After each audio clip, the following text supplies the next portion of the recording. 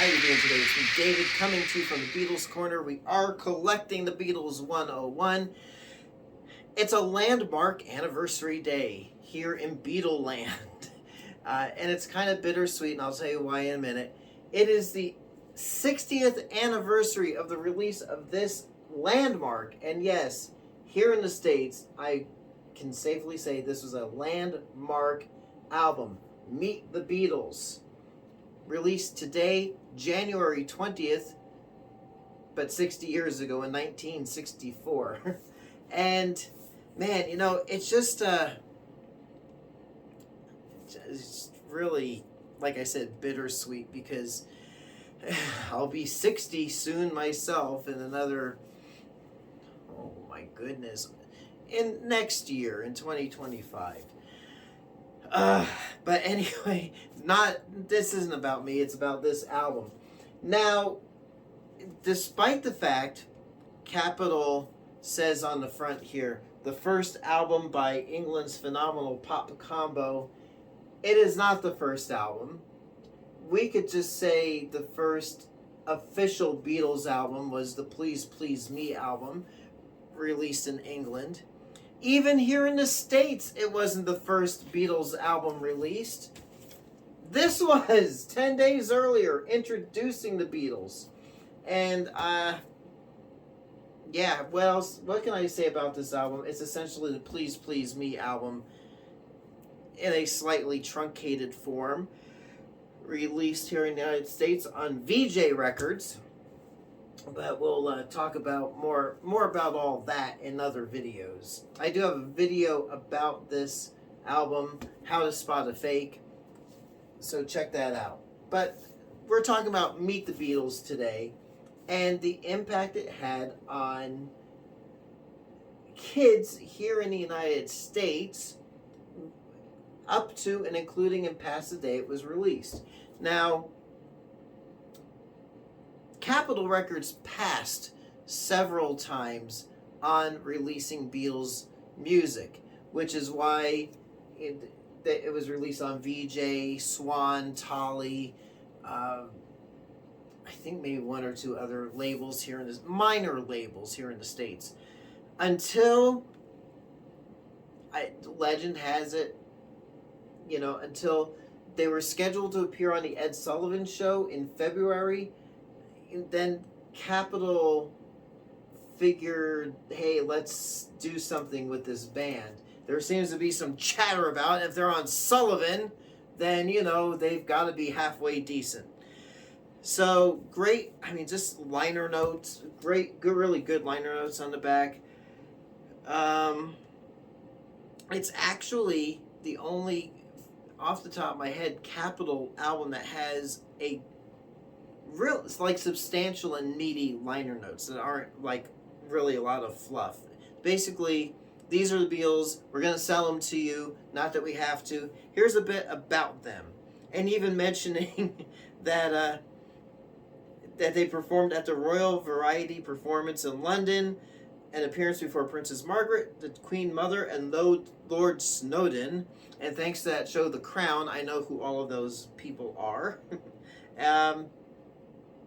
Yeah, but, you know, really pretty much hyping it up. Has a little bit of a biography on the back on each of the Beatles. Not really biography, but who does what on what tracks. The tracks for this album, it's 12 songs on this album, and 9 of them came from this album released in November of 63 with the Beatles. So what we've got here from this album, well, let's just go through the tracks first. So, well, let me do it the way I was going to do it. All right, okay, all right. So, It Won't Be Long, All I've Got to Do, All My Loving, round out side 1.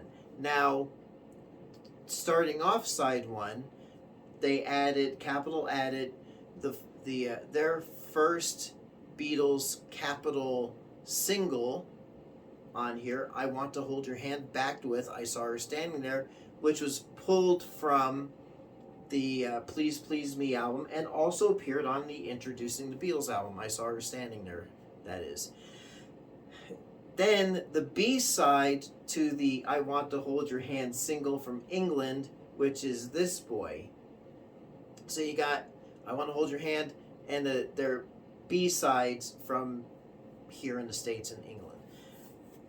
Anywho, okay, then It Won't Be Long, All I've Got to Do, All My Loving. Side 2, Don't Bother Me, Little Child, Till There Was You, Hold Me Tight, I Want to Be Your Man, and Not a Second Time, all pulled from the With the Beatles album. So the interesting thing, in my brain at least, about this record is that except for the song Till There Was You, they're all original Beatles compositions, including George Harrison's first recorded song, commercially recorded on an Beatles album, Don't Bother Me. Cool stuff.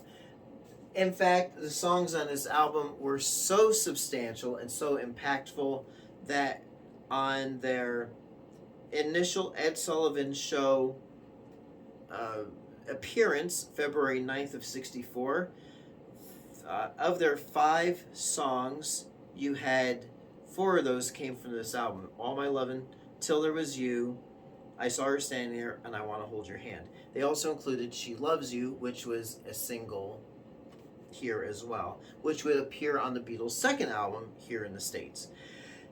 And I guess the impact here is that it kind of elevated these songs. Maybe in England at the time, they were viewed as, you know, really good songs, but they appeared on the With the Beatles album.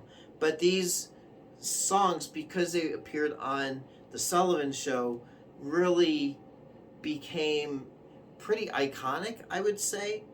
You know, All My Loving became, I think for us here, became just a radio track. Yeah, and I Saw Her Standing There, iconic. I Want to Hold Your Hand, iconic. Just awesome music that came out on this album. For me personally, I'm using this particular, I've got several copies of this album, but this is the one back when I was about 11 years old. I still remember I was in 6th grade, so I was probably 11 or 12. This kid in my class, Billy Pashik. I don't know whatever happened to him, but you know, once we got into high school, you know, in 6th grade, we were buddies.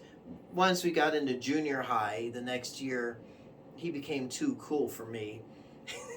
And by the time high school rolled around, forget it. Nothing. But Billy Pashik was the really cool kid. He introduced me to Star Trek because he was a Trekkie, and he was into the Beatles. So I started listening to the Beatles. My uncle Kevin had this album, this actual copy of Meet the Beatles is what he gave me back in 76, 77-ish. Probably more 76. Maybe more 70. I don't know. Time keeps on slipping into the future. But he gave me this along with his copy. This was his copy he bought in 64, along with his copy of the Hey Jude album. And once I put needle to vinyl and those opening chords for I Want to Hold Your Hand chime through my cheap little record player, I was addicted. I was hooked. This album got me started on my Beatles maniac journey. And it really, I mean, fast if you look at it for me. Let's say beginning of 77, you know, 78, I went to see Beatlemania on Broadway with my cousin. Yeah, and those first few years were just so impactful for me. And this music, especially coming out of this album, was so fresh, so vibrant, so honest, and had a little bit of a rawness to it that it just became, I think for me, an iconic album.